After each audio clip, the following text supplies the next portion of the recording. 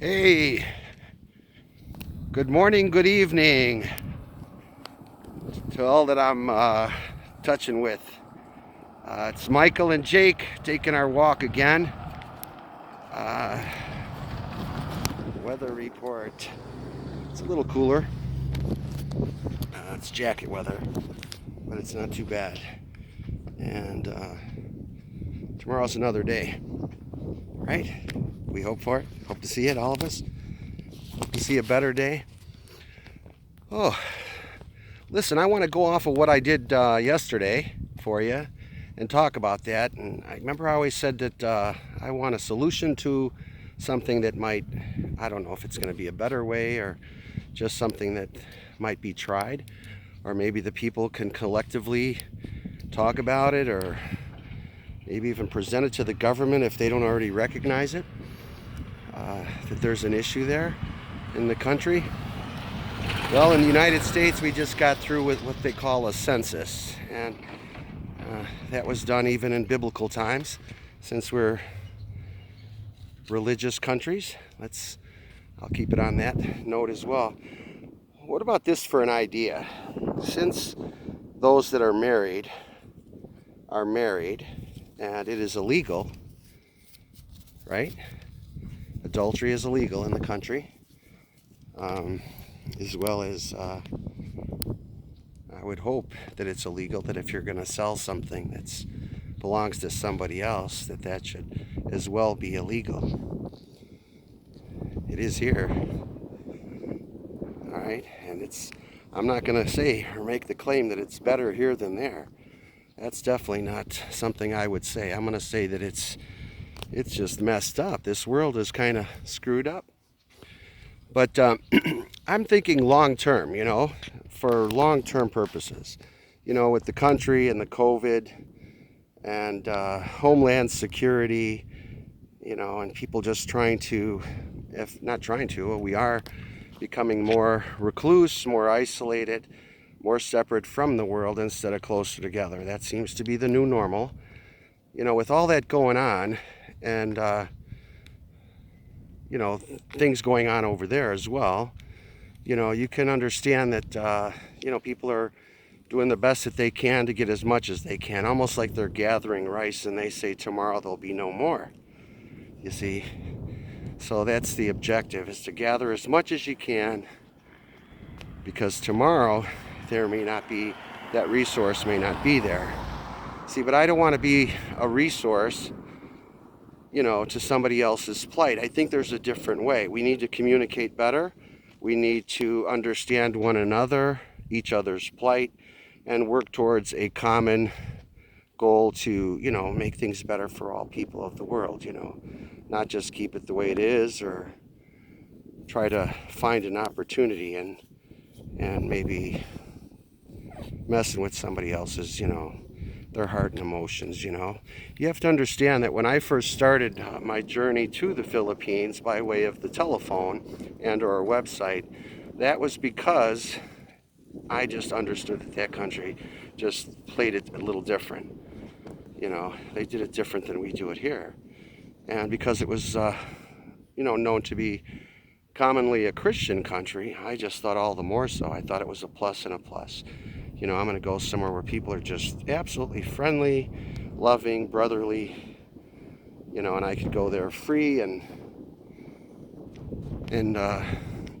continue my search, for the special somebody that I was, supposed to have found there, But I not understanding. I mean, I understand. I don't want to sound like, like somebody would say it's not rocket science, or you don't have to be an idiot to understand that. It's because in the United States, separated usually is the direction one goes when they're going to be divorced. Unfortunately, and that happens very quick. It's like for you guys, it'd be like going to Jolly Bees, and for us, McDonald's. You just drive through. It's just an easy thing. Even in California, I think that they had some kind of quickie divorce, drive-through marriage. It was just that simple. And I had it assumed, and I think my assumption is correct, that the Filipina people take that a little bit more seriously than some have, or do, but and that I applaud them for that. However, just like here, people sometimes do that all too soon, even in their own country and with their own people. We just hook up too quick, and it has a lot of that has to do with just passion and lust and youth. And I wouldn't, I would be an idiot to assume that the younger women and men there aren't doing that same thing. Contraception is a no-no.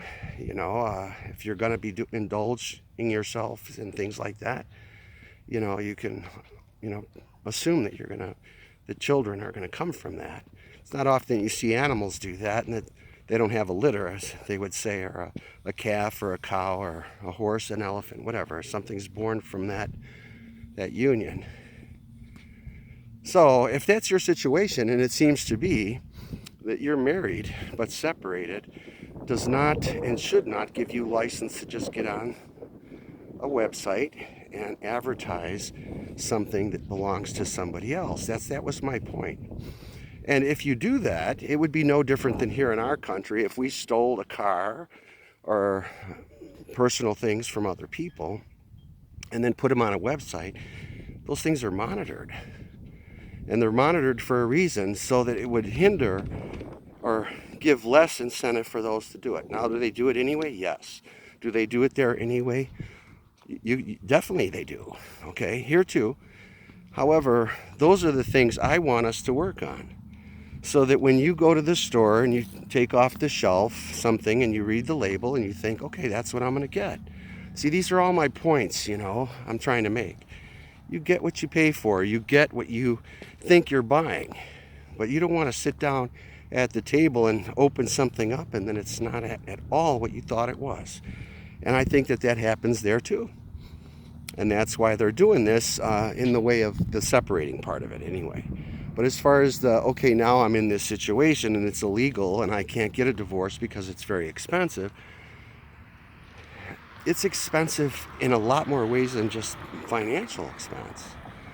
If you are a Bible reader, I want you to know that God himself hates it, divorce. He hates it. And he doesn't hate it so much, and it was granted in Moses' time just because people were stiff-necked and they weren't going to follow even though they needed to, because there was a line of something that was coming to save us all from that. So it was granted a letter of divorce. But you had to, even in that case or in those cases, you had to have good cause, and it was extreme, and it was severely looked at, not just, okay, here you go because somebody else is going to get paid. And that's what the whole world has turned into.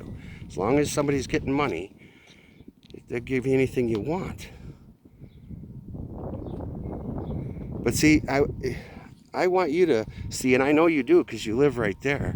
You see how serious it's got for money, what people are doing, and what even mothers and fathers are doing and allowing their children to do for money. That's not the way to make money. Come on, man. Not here or there. So, because I've had this experience and I am, sharing mine with you, and I hope that you would share yours with me, and we can come up with some kind of a solution to this problem, because it is in fact a problem. And it isn't going to get worse unless it's, taken care of. Just like a wound, if you don't bandage it and, put ointments on it, etc., an infection can come from, that. So you have to take care of it. There has to be a respite time.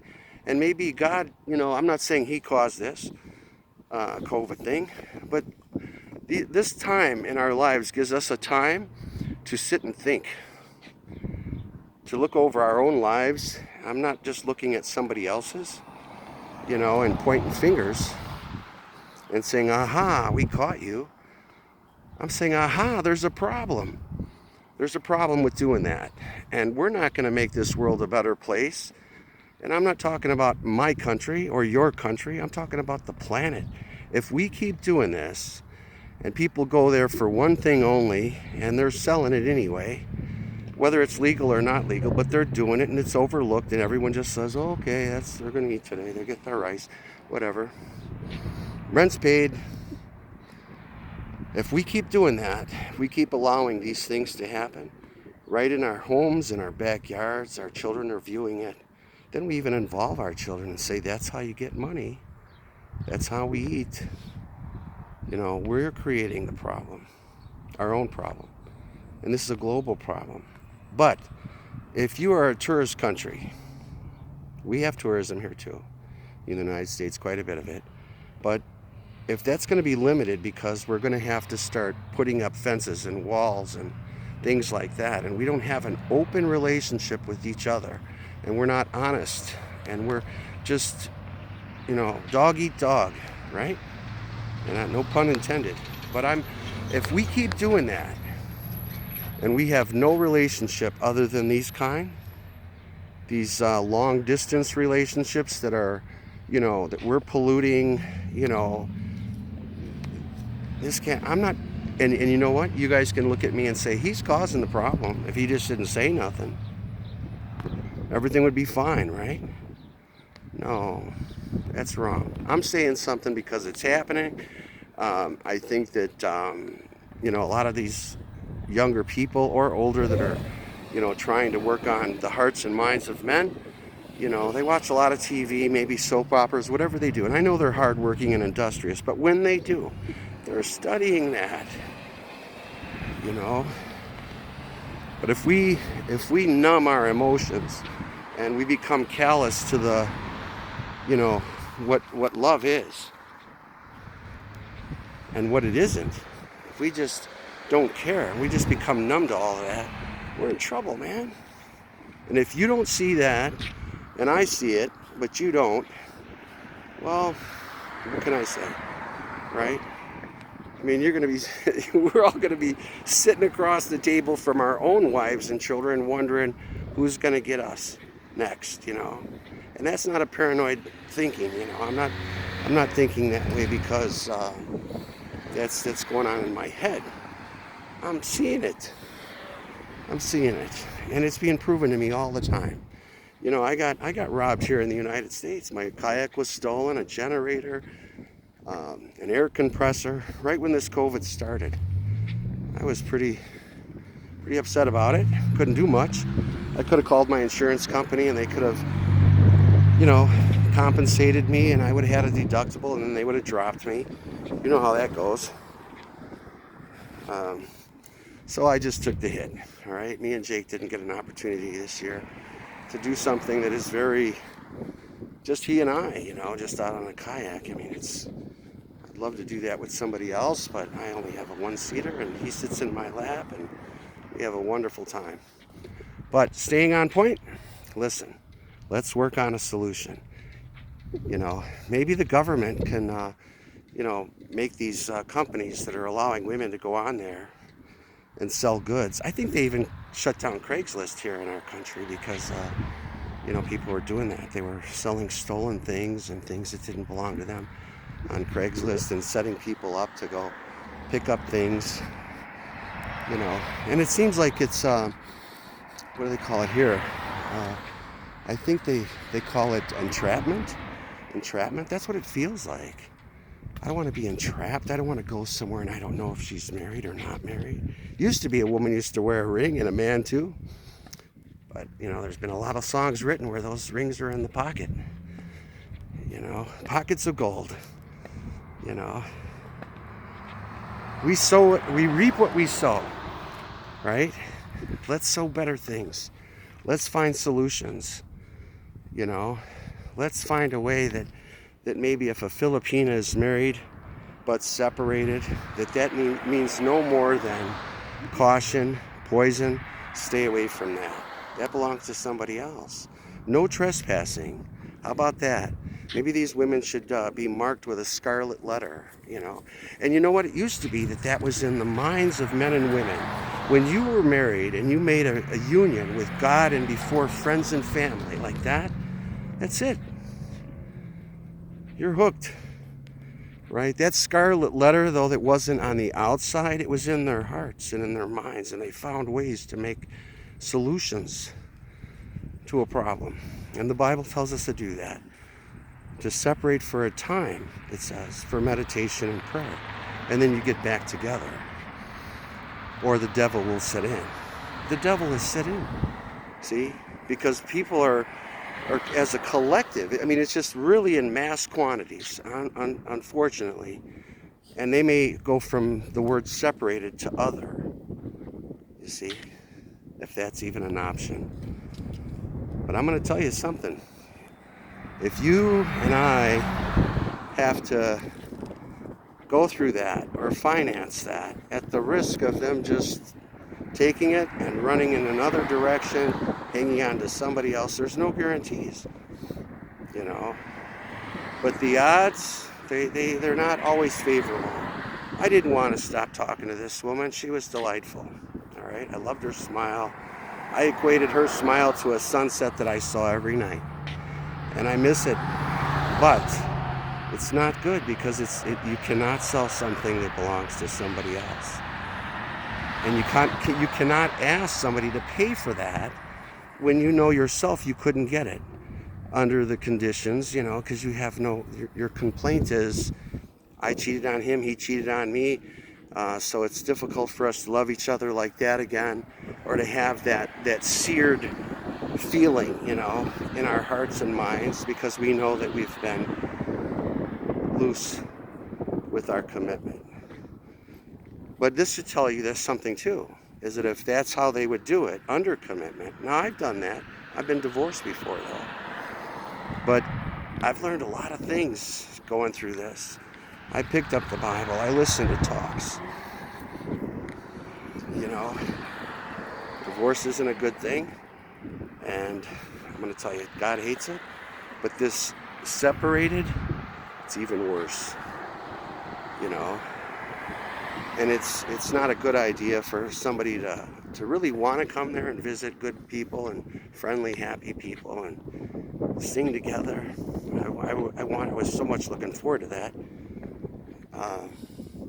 They're very talented, by the way, at karaoke stuff. But I don't want to go there for the scam. You know, and I think a lot of tourists would stay away. You know, it's kind of, oh yeah, entrapment.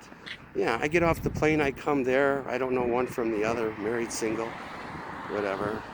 You're setting me up for failure. And depending on how I'm dressed or what I'm wearing, and they tell you don't do that because you don't want them to have any clue, right? So I walk through there, I go through the town, I visit the people, and they're looking at me like I'm single and I'm not single. I'm separated, right? But let's get together. They're not going to tell you that right off. Vacation isn't a time to be walking on eggshells. I want to walk on the sand. I want to walk through the town and feel good. That's vacation, not, oh my God, what did I just do? Am I in trouble?